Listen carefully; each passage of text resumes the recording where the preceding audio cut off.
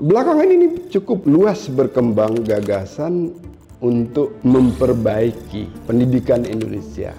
Ya, salah satu yang mengemuka adalah gagasan yang cukup bombastis tentang bagaimana menyampaikan atau memasukkan pengetahuan-pengetahuan maju atau advance ya dalam kurikulum kita. Ya, sampai mikirnya mungkin anak SMA sudah harus dikenalkan dengan AI dan sebagainya. Mengalokasikan anggaran 1.162 yaitu pelajaran coding dan juga artificial intelligence atau AI. Pikiran itu saya kira beranjak dari analisis terhadap fakta bahwa tenaga profesional kita sulit berkompetisi di level internasional. Ya, secara statistik ya, bukan secara individu saja. Ya, tentu saja ya kita sebagai bangsa tertinggal dan sebagainya. Nah, pertanyaannya apakah kita itu begitu? Itu karena pendidikan kita memang tidak mengajarkan hal-hal yang canggih-canggih tadi, atau sebetulnya ada persoalan yang lebih dasar, yaitu kemampuan berpikir kita yang memang rendah.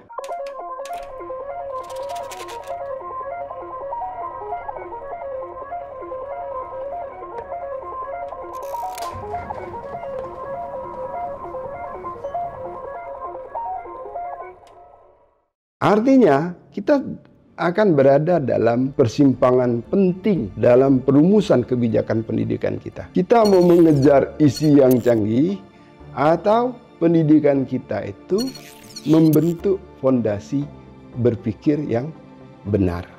Saya bekerja di dunia industri ya hampir 20 tahun terakhir ini. Yang sering saya temukan itu bukan orang itu tidak memiliki skill. Misalnya IT ya, programming, coding dia cukup canggih. Tapi ada dua hal.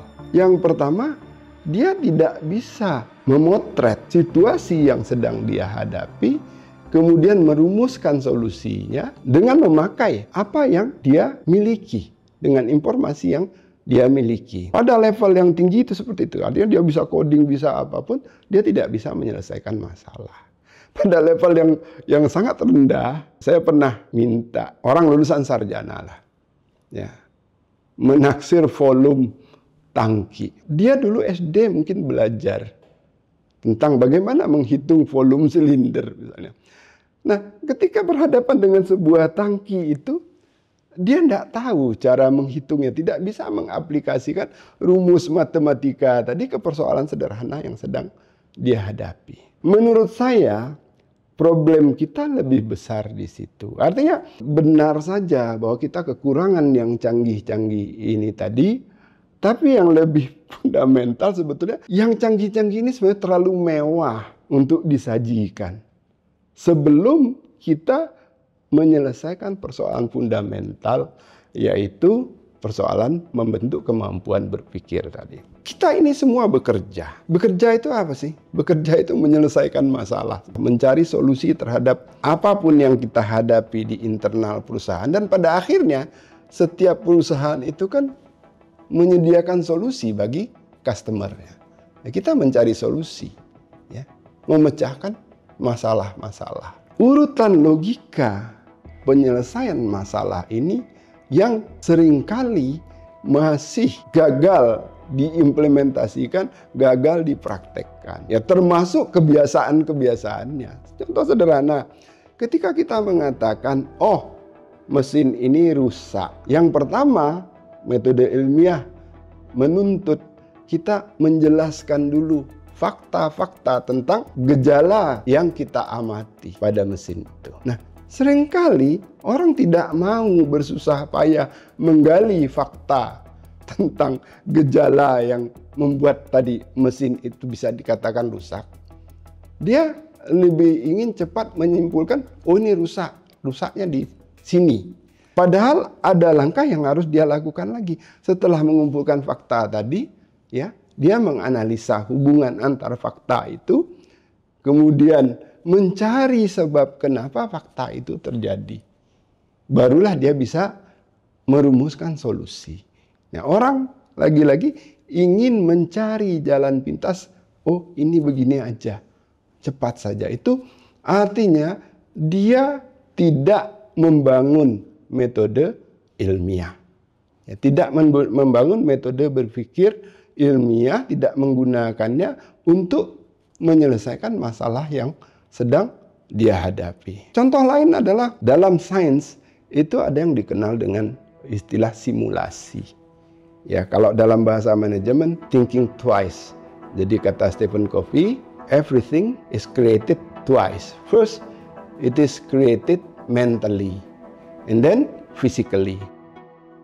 Nah, ini pun sebetulnya cara berpikir ilmiah, cara berpikir sains. Sains itu memulai segala sesuatu dari skala kecil di ruang eksperimen, kemudian direfleksikan pada skala yang lebih besar. Industri mengenal istilah skala lab, kemudian skala produksi massal. Itu bahkan stepnya bisa jauh lebih banyak dari itu. Artinya apa? Kita sebenarnya dituntut untuk berpikir dulu sebelum bertindak. Yang kita pikirkan itu biasanya kita tuangkanlah dalam bentuk rencana. Nah, ini problem juga. Orang paling malas membuat rencana. Jalani aja dulu. Sehingga banyak hal yang sebetulnya kegagalan yang bisa diantisipasi itu tidak diantisipasi. Kepentok di lapangan pada saat prosesnya sudah berjalan panjang, biaya sudah muncul, ya, kemudian ternyata ini gagal, coba lagi. Mengira bahwa proses perencanaan itu menghabiskan waktu, celakanya tanpa rencana justru menghabiskan lebih banyak waktu. Nah, selain itu, berpikir logis, berpikir saintifik, ini juga terkait dengan komunikasi. Kita berada dalam satu sistem yang harus dijalankan secara logis. Mesin itu logis. Reaksi kimia itu logis. Ya, sistem manajemen itu logis. Maka cara komunikasi yang laku di situ adalah komunikasi yang logis. Nah, kita sering gagal, pekerja-pekerja kita sering gagal meramu fakta-fakta tadi untuk disusun dalam satu rangkaian pesan yang bisa dicerna pihak lawan. Nah, dalam hal ini pihak lawan adalah orang yang berpikir logis. Ketika ada orang di sini berpikir tidak logis, ya tidak membuat urutan yang logis terhadap apa yang akan dia jelaskan, maka pihak sana akan gagal untuk memahaminya. Nah, hal-hal seperti inilah, tidak mau membuat rencana, tidak mau mengikuti prosedur, karena prosedur itu juga bagian dari proses berpikir ilmiah, mau jalan pintas, kemudian tidak bisa berkomunikasi. Hal-hal inilah yang menurut saya harus dibenahi dulu. Berpikir sebelum bertindak. Ini tidak hanya membuat kita sanggup menyelesaikan persoalan-persoalan, tapi juga sebetulnya menyelamatkan bahkan nyawa kita. Kenapa begitu? Bertindak tanpa berpikir seringkali berujung pada terjadinya kecelakaan kerja. Jadi dalam sistem manajemen Jepang itu Anzen Kodo. Itu ada istilah seperti itu. Anzen itu selamat, Ko itu berpikir, Do itu bergerak atau bertindak. Jadi sangat dianjurkan untuk berpikir dulu sebelum bertindak. Menganalisis di mana ada potensi bahaya dalam pekerjaan kita. Nah, dalam sistem manajemen Jepang, kalau Anda lihat di video-video misalnya, khususnya masinis kereta Jepang itu KRL maupun sampai Shinkansen, itu suka tunjuk. Apa yang dia lakukan? Dia mengkonfirmasi. Dia berpikir dulu, kemudian mengkonfirmasi. Oh, ini sudah selamat keadaannya, baru boleh jalan. Ini yang disebut dengan metode Shishakosho. Ya, tunjuk, dan tidak hanya dia tunjuk, dia sebut keadaan selamat itu. Balik lagi ke tadi, apakah kita sudah perlu mengajarkan yang canggih-canggih itu? Menurut saya kalau itu dipaksakan, yang akan menikmati itu pertama ya segelintir elit, yang kelompok ini pun bahkan belum tentu bisa mengimplementasikan hal yang canggih-canggih itu kalau fondasi berpikir, ya berpikir ini artinya proses berpikir dia, yang lebih penting lagi adalah kebiasaan kerja dia, yaitu berpikir dulu sebelum bertindak. Menurut saya inilah yang harus lebih dulu dibenahi, dikuatkan betul fondasinya dalam pendidikan kita.